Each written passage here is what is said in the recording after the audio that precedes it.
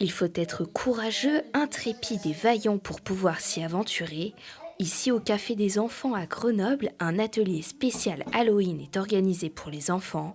C'est à l'intérieur de ce laboratoire, rempli de toiles d'araignées et d'objets effrayants en tout genre, que ces jeunes moldus vont apprendre à concocter plusieurs potions magiques en compagnie de Malicia, une véritable sorcière. Un moment de découverte et de frisson pour certains. Il y avait un smoothie de dragon, je crois. Il y avait un tour de magie un peu avec de l'encre bleue et tout, ça disparaissait.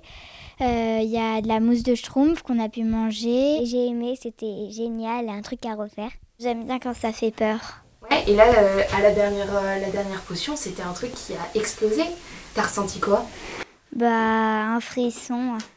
La magie, Karine Godot la connaît bien. Scientifique de formation et animatrice depuis plus de 20 ans, aujourd'hui elle met ses connaissances à profit pour faire découvrir la science aux enfants tout en s'amusant.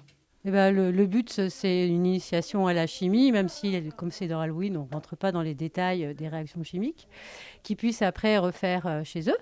Et puis surtout, c'est de s'amuser, en fait, du coup, avec des tas de patouilles, de choses à observer, des bulles, ça pétille, ça mousse, etc. Les enfants laissent leur imagination les porter en inventant des formules magiques ou encore en découvrant les ingrédients mystères qu'utilise la sorcière dans ses potions. Chaudron. Et nous allons prendre de la neige éternelle. Alors c'est une valeur, c'est quelque chose de plus en plus rare, la neige éternelle. Hein. Voilà, j'ai réussi. Je crois que je le sais. Oui, Non plus.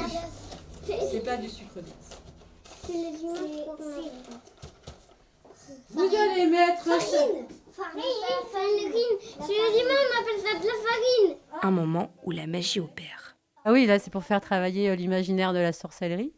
Donc, du coup, c'est pour ça qu'il y a des jus de limace, de la bave de crapaud, des choses comme ça, pour que ça fasse bien sorcier, sorcière, et que ce soit pas juste du vinaigre ou du bicarbonate, parce que ça, c'est pas très magique.